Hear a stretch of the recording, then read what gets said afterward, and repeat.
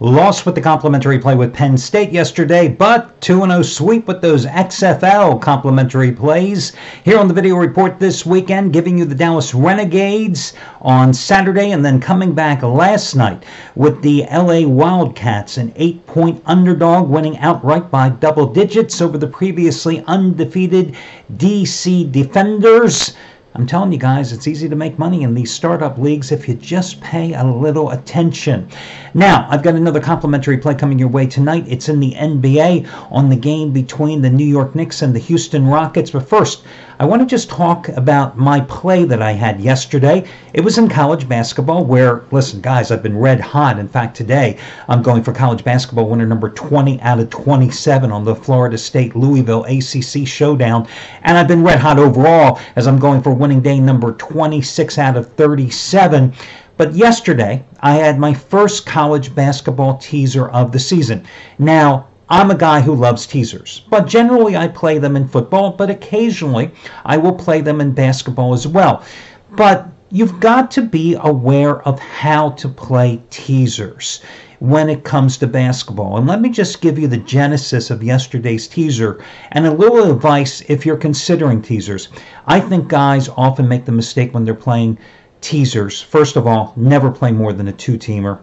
Forget about all those exotic teasers where they're giving a boatload of points, because they're designed to make you lose. Because those exotic teasers are exotic because they're so damn attractive, they lure you in, they're sucker bets, because mathematically the odds are stacked against you. You stay to a solid two-teamer. In football, you're using 6 points or 7 points. In basketball, you never play more than a 4-point two-teamer, because there you're looking at $1.10. You go up to a 5-pointer, you're looking at $1.30. That's ridiculous. What's that extra point doing for you? But when you're looking at those 4 points, I play situational teasers. And case in point yesterday, I had Creighton in revenge, minus 5.5 points at home against Butler.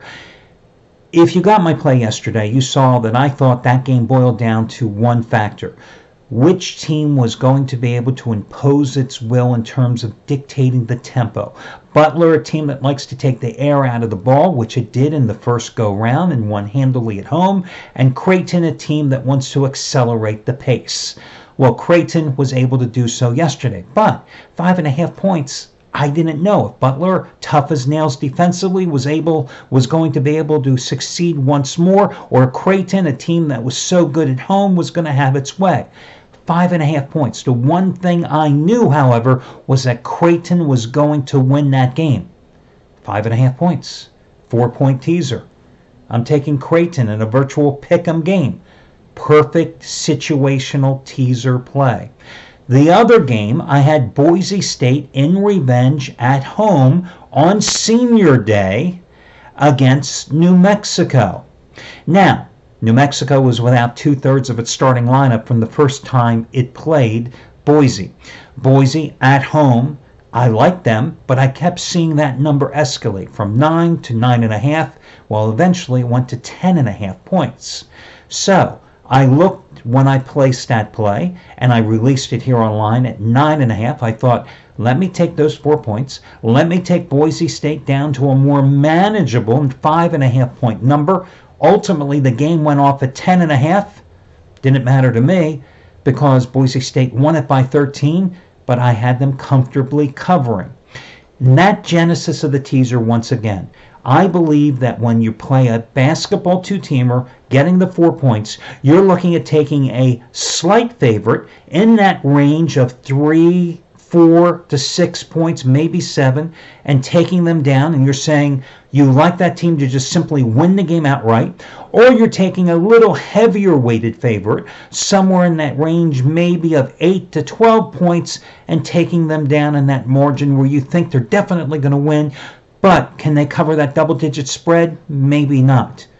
What I never would recommend doing, however, is taking a dog and making them a bigger dog. Because why are teams dogs? Because they've got fleas that can't be itched. That's just my philosophy. I don't believe in doing that. I don't believe in taking a road favorite and taking them down with the points. I just don't see that as a wise investment opportunity. So that's how I believe you play basketball two-teamers. Different animal when we're talking football, but basketball, occasionally it does come into play. Okay, let's get to your complimentary play here in the NBA tonight. Listen, the Houston Rockets, I don't know if their no big man philosophy is going to go over that well, especially when you get to the playoffs where the game and the tempo slows down and it becomes more of a half-court game. But for right now, it seems to be working pretty damn well. The Rockets are 2-0 since the All-Star break, a road sweep of Golden State and Utah, beating the Warriors 135-105, beating the Jazz 120-110 in those two games. They hit a combined 45 of 97 three-pointers. Their bench has gotten considerably better in terms of added depth. First of all, Eric Gordon came back from injuries, and they added Jeff Green and DeMarco Carroll.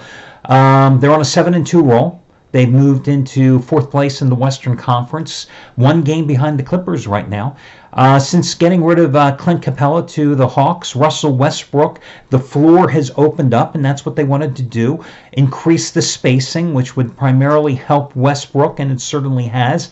He's been on a tear, averaging a little over 34 points a game in those 9 games, 7 of them Houston wins. Shooting, more importantly, 55% from the field. Remember, early this season, he was like a 32% shooter, right? He's averaged 7 rebounds, 5.6 assists, and by being more effective and being more selective, he's also taking a lot more of the onus of James Harden being responsible for going out there and scoring 38 to 40 points a game, and it's improved Harden's shooting percentage as well. Harden now averaging still a very healthy 30.5 points, 5.8 rebounds, and 7.7 assists during this most recent 9-game stretch. The Knicks, meanwhile, have only played 1 game, surprisingly, since the All-Star break. They've had a number of practices in that stretch, but hey, it's not the same thing. And they lost that game at home on Friday night, 106-98 to the Indiana Pacers. A big double-digit spread, 14 points. But Rockets, Knicks. I'll go with Houston and lay the points and look for them to steamroll the Knicks in this one. That'll do it. Wish you well and talk to you again tomorrow.